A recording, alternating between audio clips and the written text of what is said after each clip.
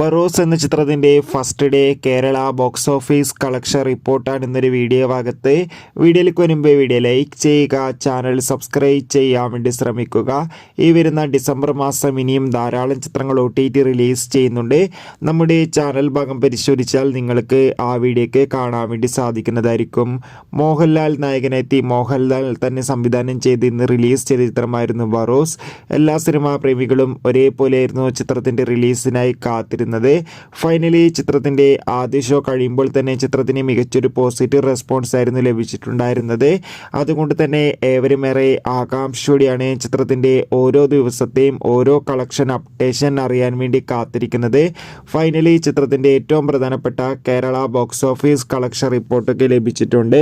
ചിത്രത്തിന് ആദ്യ ദിവസം മികച്ചൊരു ബുക്കിംഗ് തന്നെ കേരളത്തിൽ നടക്കുന്നുണ്ട്. അതുകൊണ്ട് തന്നെ 4 കോടിക്ക് മുകളിലെങ്കിലും ആദ്യ ദിവസം കളക്ഷൻ ലഭിക്കുമെന്നാണ് ട്രാക്കിംഗ് റിപ്പോർട്ടുകൾ സൂചിപ്പിക്കുന്നത്.